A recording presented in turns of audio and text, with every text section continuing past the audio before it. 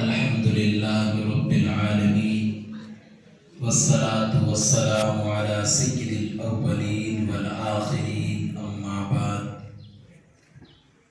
أعوذ بالله من الشيطان الرجيم بسم الله الرحمن الرحيم إنا أنزلناه في ليلة القدر وما أدراك ما ليلة القدر ليلة القدر خير من ألف شهر تنزل الملائكة والروح فيها بإذن ربهم من كل أمر سلام هي حتى مطلع الفجر صدق الله العظيم.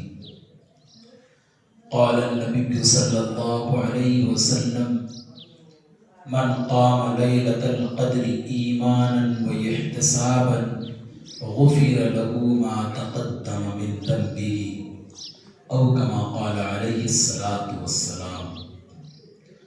محترم و مکرم و معزز سامعین، سب سے پہلے ہم اس رب کائنات کا شکر ادا کرتے ہیں جس نے ہمیں یہ عظیم تحفہ عنایت فرمایا اور بابرکت عظیم الشان مہینہ عطا کیا. یہ مہینہ برکتوں سے بھرا ہوا ہے، اللہ کی رحمتوں سے بھرا ہوا ہے. اس مہینے کا تیسرا عشرہ چل رہا ہے. ابھی میں نے جو ایک سورت تلاوت کی جس میں اللہ تعالیٰ نے ارشاد فرمایا، ہم نے قرآن کریم کو نازل کیا لیلۃ القدر میں. وہ لیلۃ القدر جو 1000 مہینوں سے افضل ہے، جس میں فرشتے اور روح نازل ہوتے ہیں سلامتی لے کر. اللہ تعالیٰ نے اس مہینے میں قرآن کریم کو نازل کیا. شہر رمضان الذی انزل فیہ القرآن ھدی للناس، لوگوں کی ہدایت کے لیے.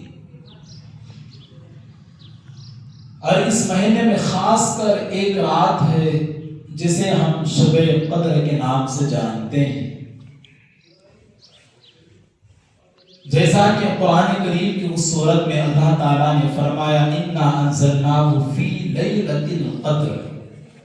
لیلۃ عربی ورڈ ہے جس کے معنی رات کے آتے ہیں، قدر کے معنی عظمت کے آتے ہیں، فضیلت کے آتے ہیں. تو قدر والی رات، فضیلت والی رات، جس رات میں اللہ تعالیٰ نے قرآن کریم کو نازل کیا. اس میں بہت سے مفسرین نے بھی کلام کیا ہے اور بہت سے محدثین نے بھی فرمایا ہے کہ اس رات میں لیلۃ القدر، شب قدر، اس رات میں لوح محفوظ سے قرآن آسمانی دنیا پہ نازل ہوا.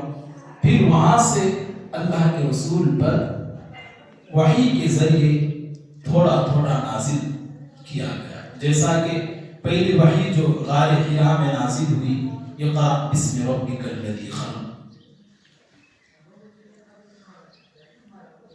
تو اس مہینے کی افضلیت کا، اس مہینے کی عظمت کا اندازہ اس بات سے ہوتا ہے کہ اللہ تعالیٰ نے اس مہینے میں قرآن کو نازل کیا. اور اس مہینے میں وہ رات، جس رات قرآن نازل کیا گیا، وہ رات جو 1000 مہینوں سے افضل ہے. اس کی بہت زیادہ فضیلت ہے. اللہ کے رسول نے حدیث میں فرمایا من قام لیلۃ القدر ایمانا واحتسابا غفر له ما تقدم من ذنبه. جس نے لیلۃ القدر میں کھڑے ہوا، عبادت کی، ثواب اور احتساب کی، ایمان و احتساب، ایمان اور ثواب کی نیت کے ساتھ اللہ تعالیٰ غفر له ما تقدم من ذنبه، اللہ تعالیٰ اس کے پچھلے گناہوں کو معاف فرما دیتے ہیں۔ اور یہاں پہ جو گناہوں کی معافی ہے وہ صغائر مراد ہے، کبائر جو گناہ ہیں وہ تو بغیر توبہ کے معاف نہیں ہوتے۔ گناہ دو طرح کے ہوتے ہیں، ایک صغیرہ گناہ، ایک کبیرہ گناہ۔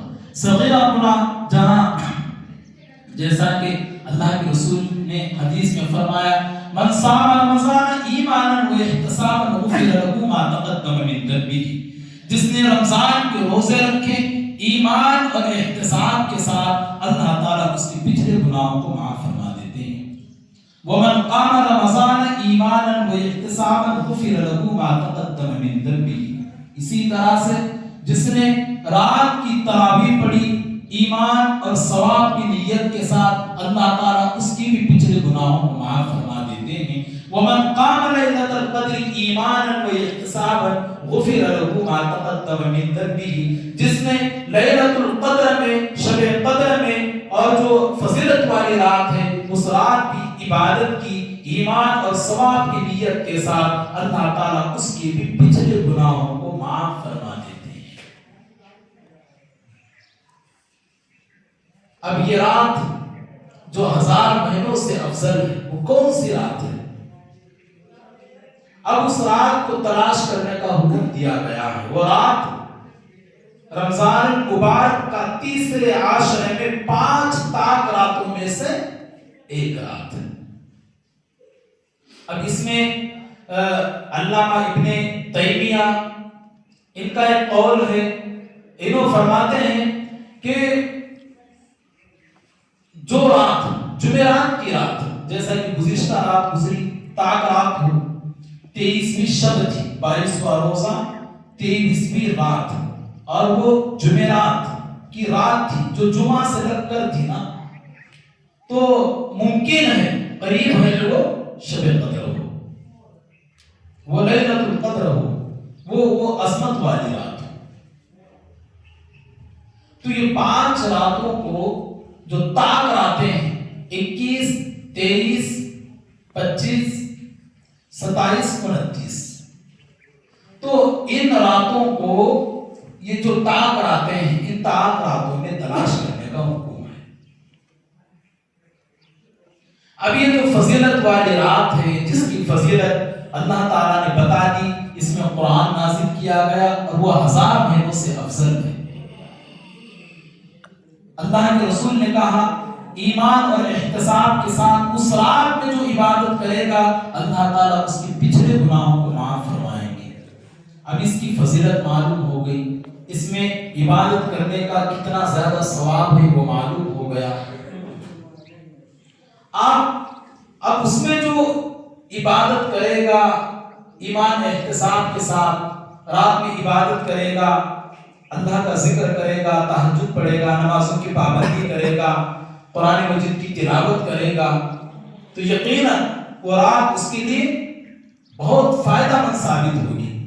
اور جو شخص اس رات کو پائے اور پانے کے بعد بھی اگر اس رات کو صحیح سے نہیں گزارتا، اس رات کو بس اپنے منمانی سے گزارتا ہے، جیسے اور راتیں گزارتا ہے ویسے ہی وہ رات گزار رہا ہے، تو مجھے بتائیے پھر کیا فائدہ؟ وہ رات تو پائی اس نے لیکن جس طرح گزارنا تھا وہ اسے نہیں گزاری۔ اسی وجہ سے کہا گیا، اللہ کے رسول نے کہا کہ بدنصیب ہے وہ شخص جو رمضان کا مہینہ پائے اور اپنی مغفرت نہیں کرائے، جو یہ عظیم رات پائے اور اپنی مغفرت نہ کرائے۔ اور وہی عاشرہ چل رہا ہے، وہی طاق راتیں چل رہی ہیں، تو ہمیں چاہیے کہ اس کی قدر کریں، اس کو غنیمت سمجھیں۔ یہ ایک دفعہ اگر چلی جائیں گی تو پھر 1 سال انتظار کرنا پڑے گا، پھر واپس پتہ نہیں زندگی ہمارے ساتھ وفا کرے گی یا نہیں کرے گی، موت کی کسی کا کوئی بھروسہ نہیں۔ اس لیے جو طاق راتیں ہیں ان کو ہم ایسے گزارے جیسے کہ ہماری زندگی کی آخر راتیں، اللہ کو منائے، سچ توبہ کرے، گناہوں سے معافی مانگے، خوب قرآن مجید کی تلاوت کرے، نمازیں پڑھے، جو مانگنا ہے اللہ کے سامنے رکھے، تہجد کی پابندی کرے، تو یقیناً وہ رات ہمارے لیے بہت فائدہ مند ثابت ہو جائے گی، کیونکہ اس رات میں فرشتے آتے ہیں سلامتی لے کر، صبح فجر تک وہ ساتھ رہتے ہیں۔ اور اگر ہم نے وہ رات کاہلی، سستی اور غفلت کے اندر گزار دی تو بتائیے کیا حال ہے؟ تو ابھی جو بچی کچی طاق راتیں ہیں، ہمیں چاہیے کہ ان راتوں کو ہم اچھے سے گزاریں، اللہ کی عبادت میں گزاریں، ورنہ تو جہاں فضیلت آئی ہے وہاں پر وعید بھی آئی ہے۔ اب کوئی آدمی اس رات میں اچھے کام کرے گا اچھا بدلہ ملے گا، برے کام کرے گا برا بدلہ ملے گا، جو جیسے کرتا ہے ویسے پاتا ہے۔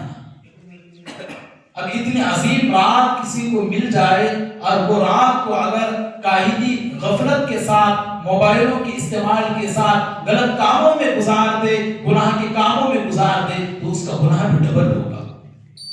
جیسے کہ یہ رمضان کے مہینے میں ایک فرض ادا کرو گے تو 70 فرضوں کے برابر ثواب ملے گا، ایک نفل پڑھو گے 70 نفلوں کے برابر ثواب ملے گا۔ اسی طرح سے ایک گناہ کرو گے تو اس کا بھی اتنا 70 گنا زیادہ گناہ ملے گا۔ تو یہ مہینہ ہے امت محمدیہ پہ، یہ اللہ کا عظیم احسان ہے۔ کیوں؟ پچھلے امتوں کے جو عمریں تھی وہ بہت زیادہ تھی۔ حضرت نوح علیہ السلام کی عمر کتنی تھی؟ 950 سال تھی۔ حضرت ابراہیم علیہ السلام کی عمر دیکھی، حضرت موسیٰ علیہ السلام کی دیکھی، پہلے کی عمر بہت زیادہ تھی، 200 سال، 250، 300، 400 سال ان کی زندگی کی عمریں تھی۔ لیکن امت محمدیہ کی عمریں کتنی ہیں؟ 60، 65، 63، 70، 75، 80، 20، 40 یہ عمریں ہیں ہماری۔ تو اللہ تعالیٰ نے یہ بونس کے طور پہ ہمیں رمضان کا مہینہ اور لیلۃ القدر کی رات عطا کی کہ یہ کم عمر بھی ہے اور اپنی زندگی کے اندر اگر یہ 10 سے 15 راتیں بھی پائے، رمضان المبارک کا مہینہ پائے، تو وہ اب اندازہ لگائیے، اب کاؤنٹ کیجئے، یہ جو رات ہے شب قدر کی رات 1000 مہینوں سے افضل ہے۔ تو 1000 مہینوں کی کتنے دن ہوتے ہیں؟ اب ایسے اس نے اگر 10 راتیں پائی تو کہاں جا رہا ہے؟ کتنے ہزاروں سال اس کے ہو رہے ہیں، ہزاروں مہینے ہو رہے ہیں اس کے۔ تو اس وجہ سے اللہ تعالیٰ نے ہمارے اوپر یہ عظیم احسان کیا ہے، تو ہمیں چاہیے کہ اس کو ہم غنیمت سمجھیں، اس کی قدر کریں اور اس کو اپنے اچھے کام میں لائیں اور ہماری ضروریات کو اللہ کے سامنے رکھیں۔ اس رات تو ہر چیز جو مانگی جاتی ہے وہ عطا ہوتا ہے، اس رات میں تقدیر لکھی جاتی ہے، ہمارے آنے والے سال کے اندر جو جو کام ہونے ہیں وہ ساری چیزیں اس رات میں لکھی جاتی ہیں۔ وہ رات اگر ہم غفلت میں گزاریں گے تو بتائیے سال کیسے گزرے گا؟ اور وہ سال اگر ہماری اللہ تعالیٰ کی فرما برداری میں گزر جائے گی تو یقیناً ہماری زندگی کا بیڑا پار ہو جائے گا۔ تو اس لیے جو راتیں باقی ہیں اس کو غنیمت سمجھے، اس کی قدر کرے، اس پہ زیادہ سے زیادہ توبہ کرے، نمازوں کی پابندی کرے، قرآن مجید کی تلاوت کثرت سے کرے، اپنے لیے دعائیں مانگے، والدین کے لیے دعائیں کرے، رشتہ داروں کے لیے، امت کے لیے دعائیں کرے، کیونکہ وہ دعاؤں کی قبولیت کا وقت ہے۔ ایسے وقت بار بار نہیں آتے ہیں۔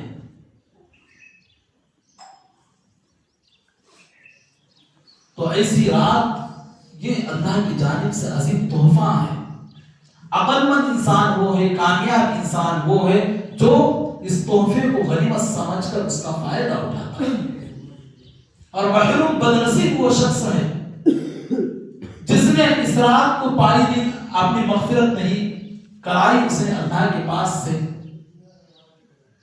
تو وہ اس رات سے محروم ہونا گویا سارے خیر سے محروم ہونا ہے۔ تو اس لیے اپنے جو طاق راتیں بچی ہوئی ہیں ان راتوں کو اللہ تعالیٰ کی فرما برداری میں گزارے۔ اللہ سے دعا ہے کہ اللہ رب العزت ہم سب کو